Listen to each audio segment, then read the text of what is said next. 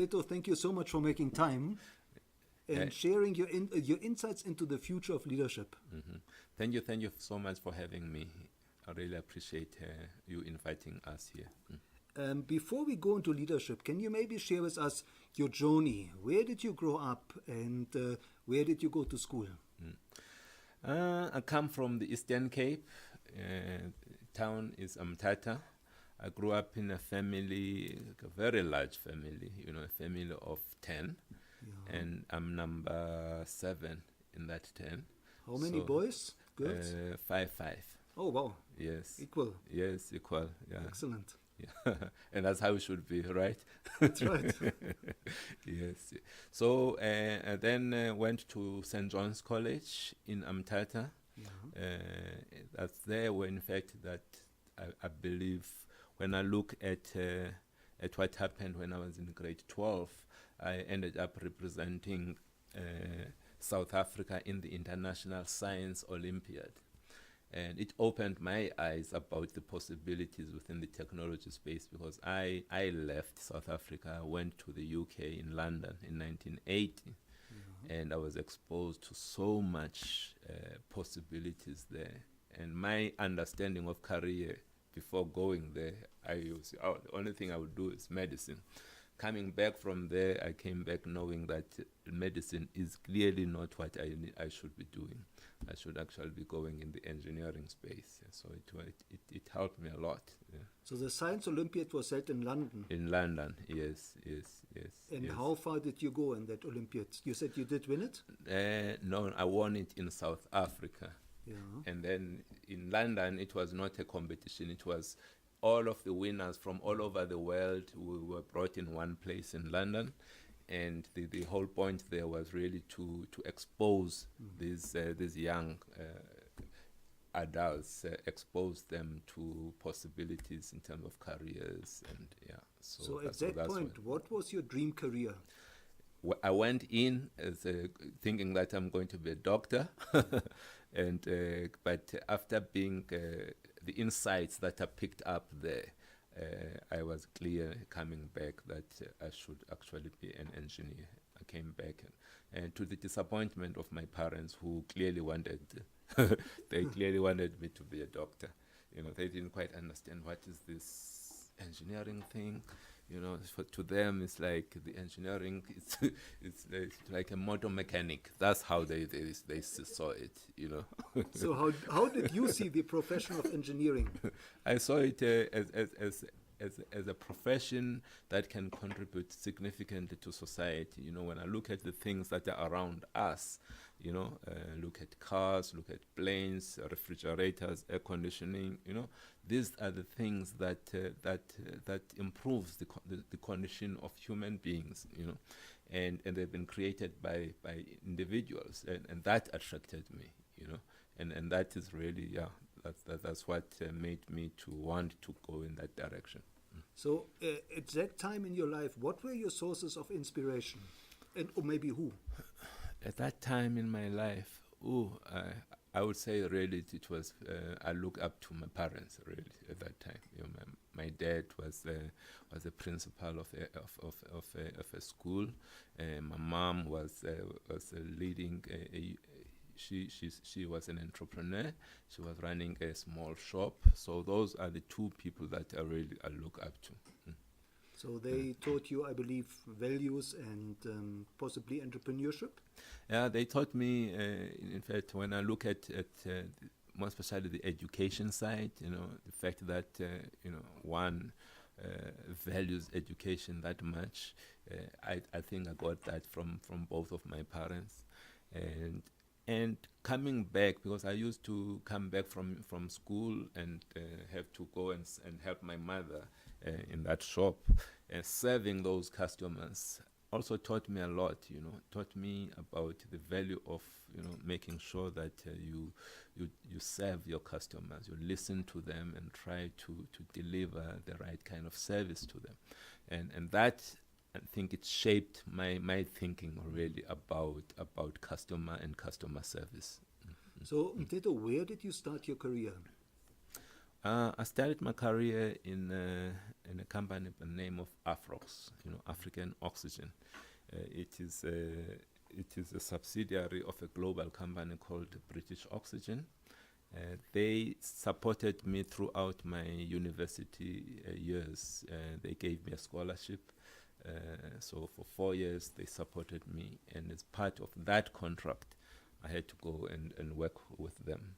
So equivalent of 4 years, but I ended up being with Afrox for close to 8 years. And then you went into the IT industry. Yes. So as I was doing my bit in Afrox, I got exposed to. In fact, I enrolled for an MBA that opened my eyes as well into leadership, and I started to do some what I would call some consulting work. I worked for a company by the name of Nampec. Worked for them doing world-class manufacturing, and in there we were trained on Japanese manufacturing techniques of the time. If you remember the Toyotas and the Nissans of the time, they were doing great work, and we decided to take some of those manufacturing techniques and implement them here in South Africa to help Nampec at the time that was struggling. And that work exposed me to IBM. That's when, through that work, said, "Oh, IBM, can you please come and join us?" And that was my entry into the IT world. So IBM was attracted by your insights into the quality of leadership, quality of service. Yeah, they were interested largely, one from the leadership perspective, but two, from my understanding, deep insights into the business. I was coming very, very deep understanding of the manufacturing space, and they were very clear to me that, look, they have enough people who understand IT. What they lack are people who can connect with their customers and talk the same language. If I'm in financial services, I must be able to talk the same language as a banker. The same thing with manufacturing. So they're looking for those people, and they found those people in us. So I was one of those guys that they brought in. You may remember, it was during the turnaround of IBM. IBM went through tough times. It was Lou Gesner who was turning around that business and trying to focus it on solutions versus driving it from a product perspective. So I was I was recruited as a result of his strategy, when he was trying to make that company to be much more industry focused and solution focused. So at IBM, you were driving solutions for manufacturing. Manufacturing initially, and then moved on to telecommunications for a while. And then I was given the portfolio, wanted to move into small and medium-sized business, IBM. So I was given that role and I got exposed to that. I did that in South Africa. I did very well. I got invited. In fact, I was asked to go and implement what I was doing in South Africa, implement it across Europe, Middle East, and Africa. So I was based in Paris for 4 years, implementing, helping IBM drive their strategies into the small and medium-sized space of the market. So I assume that has a lot to do with innovation? A lot of innovation, because we're getting into a space that is that was not traditional IBM space. You have to think about, how do I, you've got these millions of customers and we've got a few people within IBM. How do I touch those millions of people? How do I make my product known by those people? So through that, we started to think about using telecoverage, telesales. Through that, we started to think about using channel, asking other companies to represent us, coming up with channel incentives and models that will make other companies to want to represent us, training those companies in terms of our products. So that exposed IBM into a new area, and we had to come up with new products, because the products that we used to have were just targeting the large banks, But now we're talking up to the small companies. How do you come up with products that are relevant for that market? So you were, in a way, reinventing customer experience before it even became a buzzword. Before it look, to me, it all comes back to that one thing, that listening to what the customer is looking for, and then aligning your organization to what you have had, the insights that you pick up. So we did a lot of research in the small and medium-sized space, and that helped IBM to come up with the products that talk to that specific segment of the market. So then, what attracted you to join Microsoft?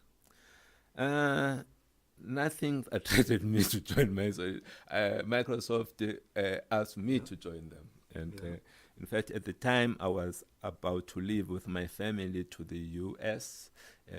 I had got a job from IBM to run their services business from the US, but only targeting emerging markets. So we're in the process of leaving South Africa, my family and I, when Microsoft knocked on my door and they explained some of the challenges that they were facing here and on the continent in terms of their business. And at the time, in fact, I was uncomfortable with leaving Africa, It was not, for me to be going to the US, I felt like I'm going the wrong place. It's just that there was no other room in IBM for me to grow, and this opportunity at Microsoft, it was a great opportunity in the sense that it kept me in South Africa where I wanted to be, and it also they had huge challenges that required us to reposition the company to make it that to be much more relevant to Africa and South Africa, and that appealed to me. That drives me, the things that drive me is how do we make sure that we have companies that are relevant to the communities that they serve, and that was the problem that was facing Microsoft at the time. And it became clear that I took the job, and six years later I was with them, and exciting work that was done during that time. Can you maybe share with us what it was that made Microsoft more relevant to communities? Yeah, look, for example, the challenge that I face in terms of Microsoft was we are trying to grow the business. And when I look at the constraints of growing that business, I found that there's skills shortage. Most of our partners did not have enough skills to help us to do the projects that our customers were looking for. So on the one hand, we've got the skills shortage. On the other hand, you are sitting with hundreds and millions of young people that have graduated but are sitting without jobs. To me, I've said, no, there's a way. I'm sure we can find a way of connecting the two things. You have got graduates that are sitting doing nothing, and on the other hand, you've got businesses that say that they lack skills. So we came up with a key program that bridges, that helps those young people to acquire skills that make them to be attracted to our partners. To cut the long story short, we're able to place close to about 10,000 of those young people in jobs within South Africa. These are people that were sitting doing nothing, That's what I mean by being relevant. You are addressing a social problem where you've got unemployment, but at the same time, you are connecting that with a business. How do we grow our business? So that is always what attracts me. How do I do good, and how do I also make sure that I drive a good business? So is it fair to say that one of your key leadership qualities is the ability to connect the dots? Yeah, very, very important for me. You have to connect the dots. I looked at, for example, the other challenge that Microsoft had was BEE, Black Economic Empowerment. Here you have a multinational. They have never sold equity in any of the countries where they are operating. and they were being asked to do that here in South Africa. We discussed with the government, we convinced the government that we can come up with an equivalent of an equity. And instead of saying that people like me, blacks, must buy shares in Microsoft, we said, why don't we do it the other way around? Why don't we invest to the equivalent of 30% of the value of South Africa, but invest it in projects that are targeting black communities, you know? So bring money into South Africa versus taking money from South Africans.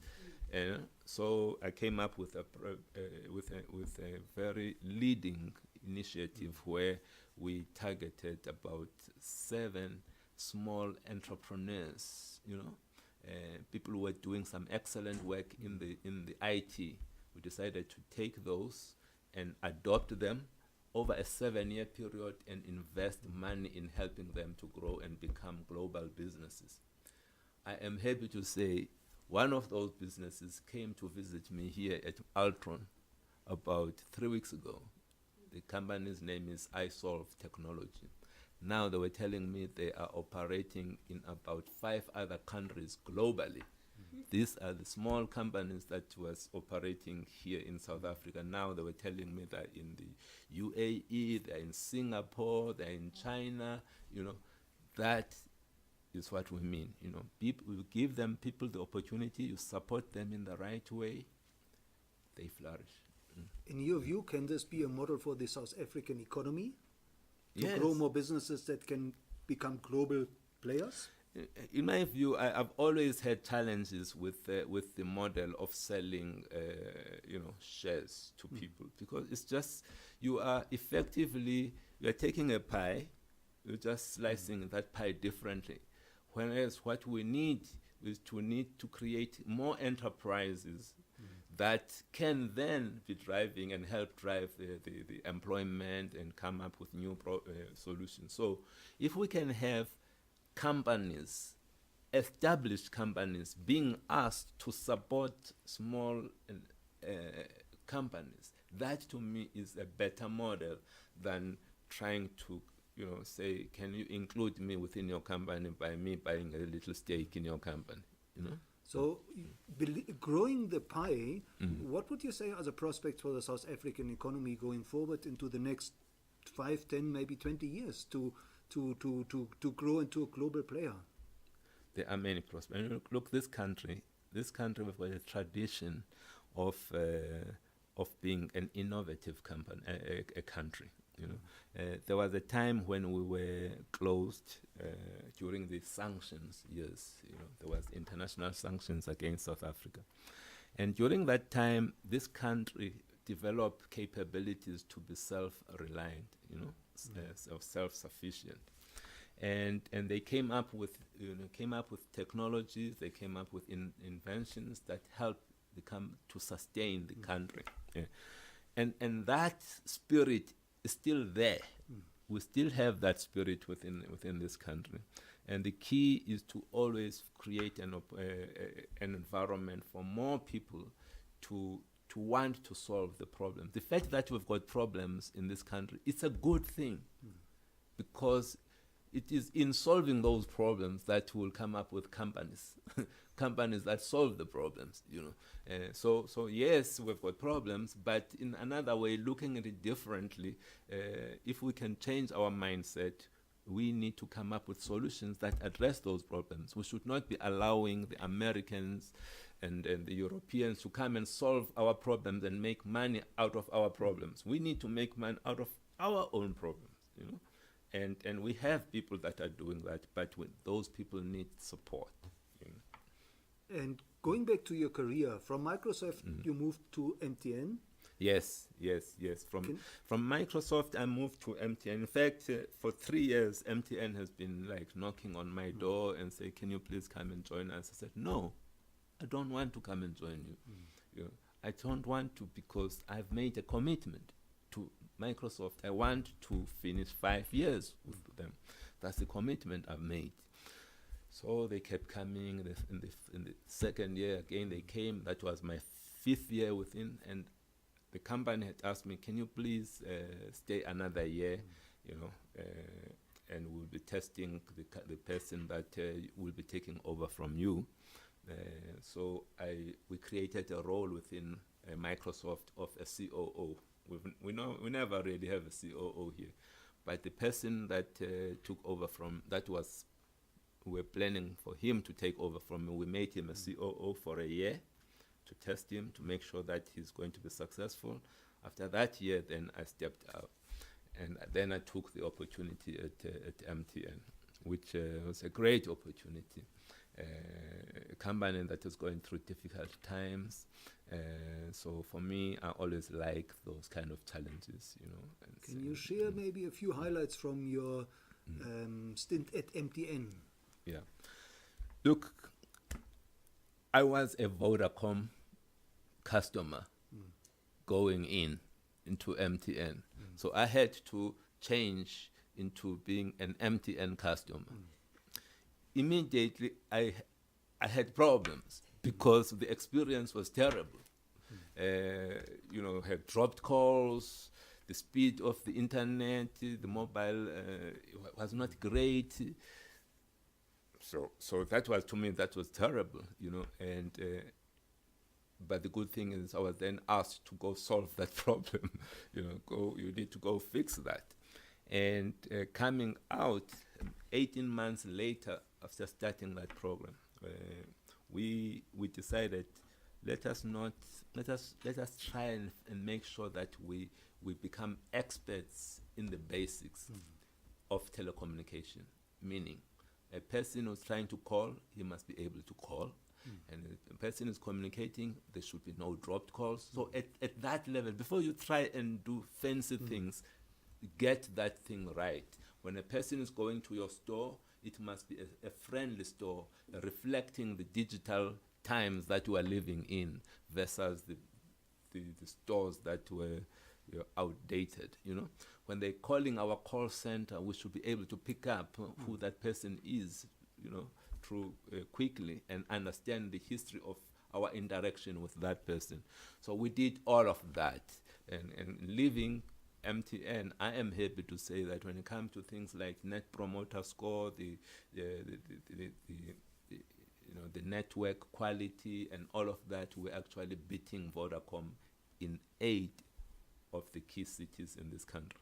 So is it fair to say when you moved into MTN, the industry had forgotten the basics and the industry had probably gotten a bit arrogant?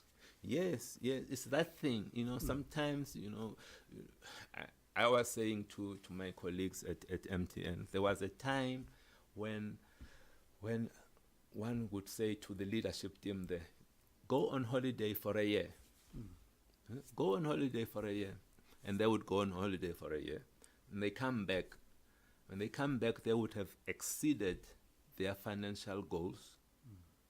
And people would be praising them for the excellent work they did in their absence, you know. What do I mean by this? What I mean, irrespective of who was leading that company at that time, it was always going to be doing well because there was a market pool. But the market changed. Now it required exceptional work. People are looking for great customer service. You had to go fight to keep market share. And you had a company that was operating based on yesterday's ways of doing things and had not transitioned or evolved.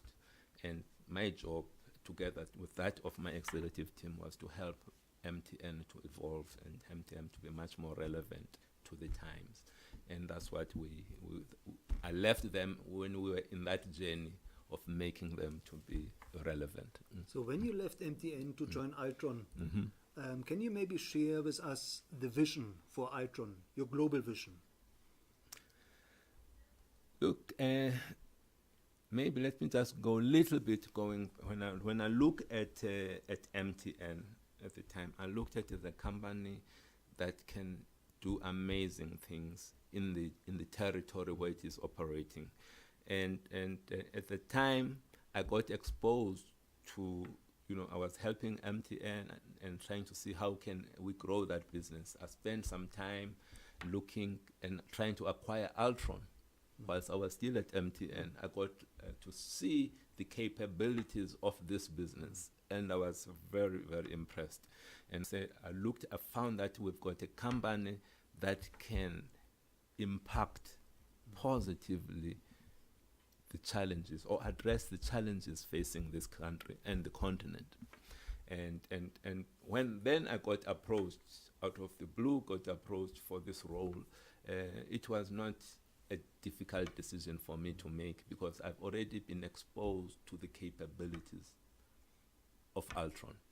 And what I would really like Altron to focus on making sure that we impact at least 4 areas, areas where we would like to have a significant impact. One is in the safety and security space. We're living in a country where, from a safety perspective, we've got high crime, we've got fraud, we've got all of these things that are happening in our country. That cannot be good for the growth of the economy. It's not good we're losing skilled people that are living in the country. We have to address that. And I believe with all of the capabilities that we have as a company, we can address this. So that's the first area. The second area that we would like to address and have a positive impact on is the healthcare. In the healthcare, already today, if you go to most doctors, they are using our systems to manage their practice. Okay. Yes, they're using it's a local written by Altron, to manage their practice, to communicate to the medical aid, to communicate to the pharmacies. That is our technology. But as you can see, this technology is focusing largely in the private sector. So it's a CRM for doctors. Yes, it's focusing in the private sector. But where we have got big failures in this country is in the public healthcare system. I'm saying, why don't we extend our capabilities to include managing the clinics, managing the public hospitals, to make sure that when us as citizens go to the hospital, they've got medicine there to treat us. Whereas today, because they don't have systems to manage, you go there, you cannot even have them find the medicine. The money is there, but because they lack the systems. So I'm saying, let's take the capability, extend it to the public sector, and that's what we're going to do. The third area is on the financial inclusion. You still have a significant number of Africans that are outside of the economy. They do not have bank accounts. They're outside, and getting in the financial system has got many, many benefits. And we need to be encouraging and finding ways and means of bringing more people in.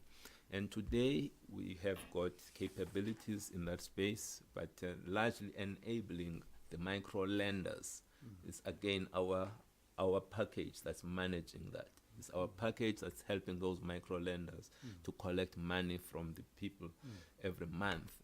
I'm saying we need to move beyond that and try and help people to have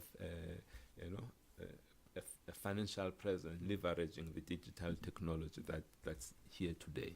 So financial inclusion is the third area. The fourth area where we would like to have an impact as a company, we have got a company called Bytes People Solutions. That company helps develop ICT skills, train people in all sorts of technologies. And today, maybe we do certification of about 15,000 people a year, more or less. But the need is huge on this continent, is huge. And say, how can we scale? How can we come up with models that can touch not just the 15,000 people, but hundreds of thousands of people? Help them to prepare them for jobs, help them to become entrepreneurs, And we've got that capabilities, but we need to find business models that helps us to scale our capabilities to benefit as many people as possible. So those are the 4 areas that we would like. When you look at Altron, say, wow, there's a reduction in crime in this country. There's a reduction in murder. There's a reduction in fraud. You think Altron. When you think about, great service when it comes to healthcare, think Altron, you know. When you think about, we've got this huge reduction in unemployed, we would have contributed, but we have given these people the skills that they need in order to survive in this new world of ours. So is it fair to say that Altron as a persona is very much the caregiver, and your work is focused on taking the continent into the future? Our focus is very much 100% technology, but how do we use that technology to have a positive impact, to address the things that we care most about? We care about our health, we care about our education, we care about, you know, having people doing meaningful work. We care about that, you know. We care about protecting and creating a safe environment, you know. We care about that. So how do we use who we are to try and create that environment for as many people as possible? Whilst we are making money, because we are not we are a company that is a profit-making company. That's who we are. Now, Mteto, looking back at your journey, what would you say were the turning points that informed your leadership paradigm? Not just your career chapters, but turning points that informed your thinking about leadership. Yeah, the turning, what were some of those? I think when I looked at coming out of university, getting into the business world, to me, I battled there. You know, the way, you know, you're successful, you're reading at university, it's all, you can do all of that by yourself. You don't need any other person. You can be successful just by yourself. Then you come into the business world. You use the same model, you find it's not working. Why am I not progressing? You work hard by yourself, you do all of these things, you are not moving forward. And then it hit me.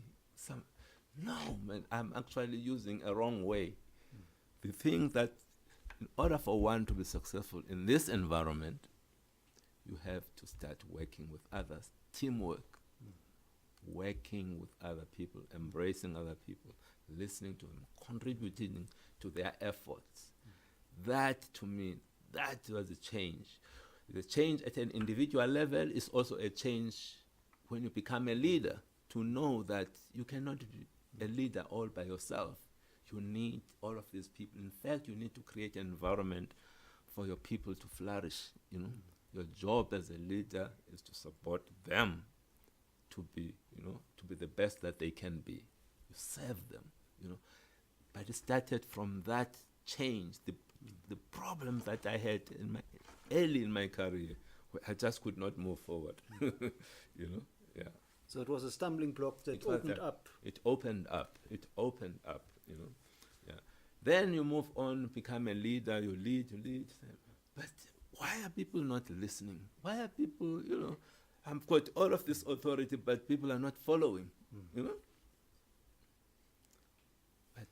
But then start to see, no, it's not really about that.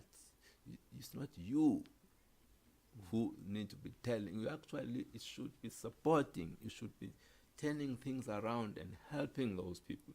Once you start to come from a point of trying to help them, to make sure that they become successful, then people start to listen. Now, talking about the future of leadership, in your mind, what does the future of leadership mean to you? So, when I look at the future of leadership, I think for me the key is to try and understand what are some of the challenges that we think we will be experiencing in the future. And then you need to then have capabilities that help us to address those challenges. What are some of those? I think the first one is we are living, more especially if you look around on our continent, in our country specifically now, we are living in a country where people are beginning to, even customers, the trust element is not there, it's eroding, you know. We need to gain that, and we'll gain that by driving, making sure that, from integrity, you deliver, we do the things that we say we're going to do. Start with the people that we work with. So living and making sure that we live, the values. Most of us have all these values in our companies, integrity, honesty, and we need to live those, we need to be the values driven, because immediately you are a values driven company or organization, you don't need control, because people can control themselves and manage themselves around those values. We don't need to, so yes, we are living in a world where people want freedom. But if it is not anchored on values, that freedom is going to end up being chaos. So you need those values, and that's very key going forward. You also need leaders that I would say are open to being influenced, open to learning, and learning, and ongoing learning. Our environment is changing all the time, and the things that were relevant 10 years ago may not be relevant now. We need to acquire new skills. Sometimes we believe that just because we're leaders, we've got all of the answers, and in reality we do not have the answers. And so we need to be, I guess, much more humble and understand that.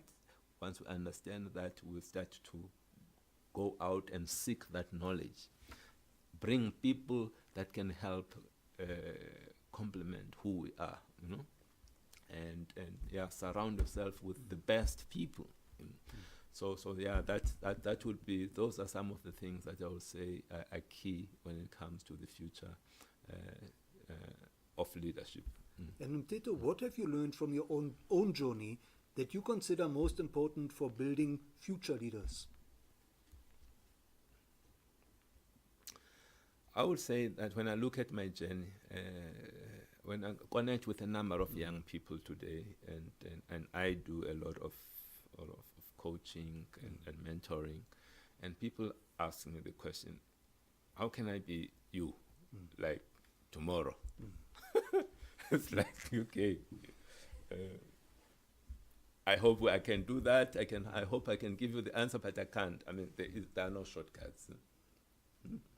There are no shortcuts. You need to have these building blocks that help you to have a good foundation from which then you can launch yourself. You have to make mistakes, learn from that. You have to go around and have different experiences within companies. That helps you to have that foundation. Then you can move from that.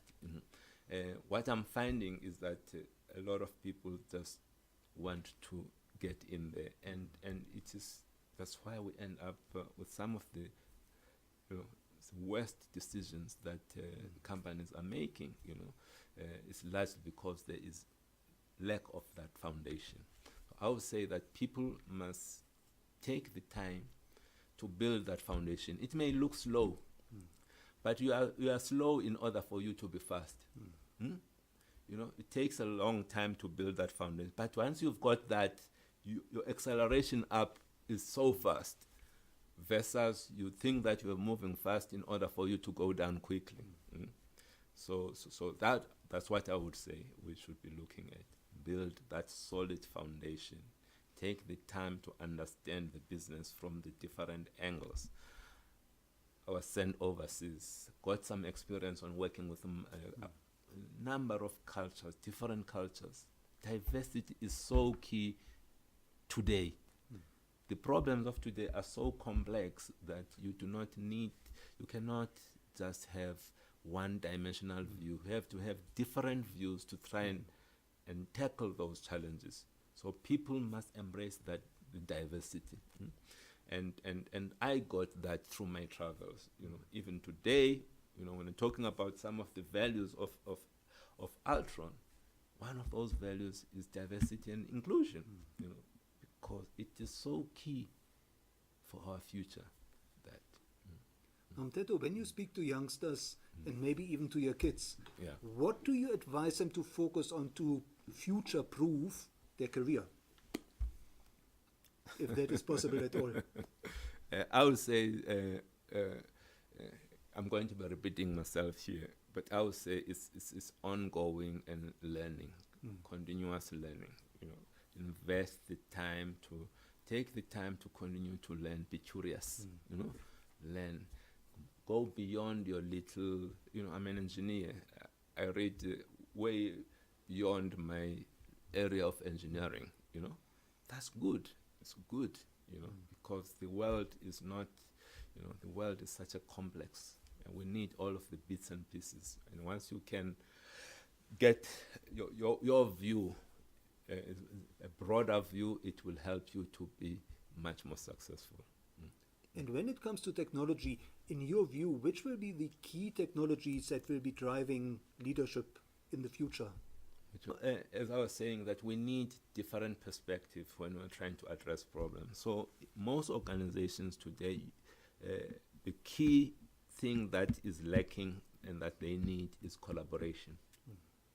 So you need tools that are going to encourage people to work together, to share information.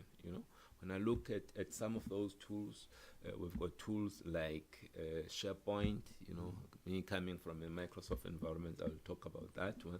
SharePoint, there's collaboration. You can do things together, irrespective of geography. Can work on the same file, on the same presentation from different locations. So that's one.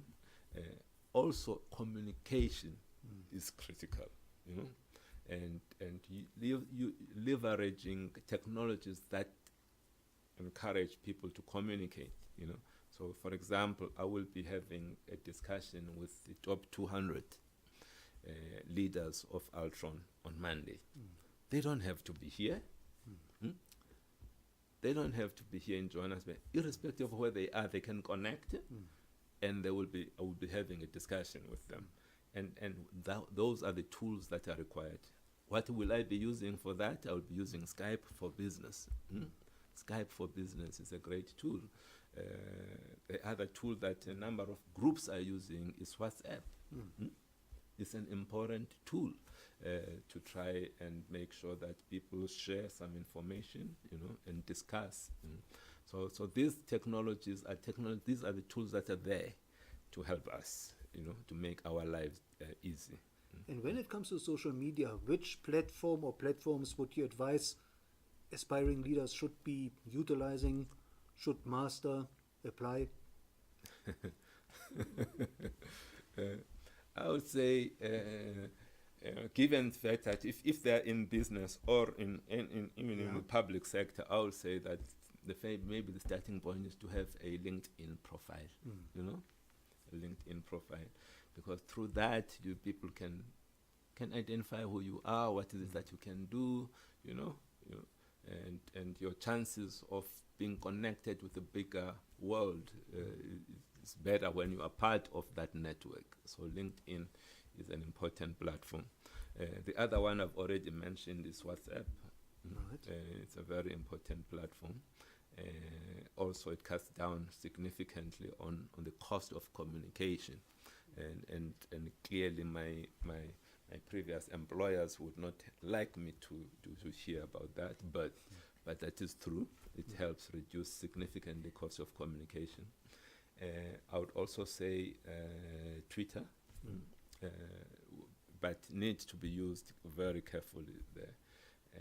If you make a mistake, it can be a disaster.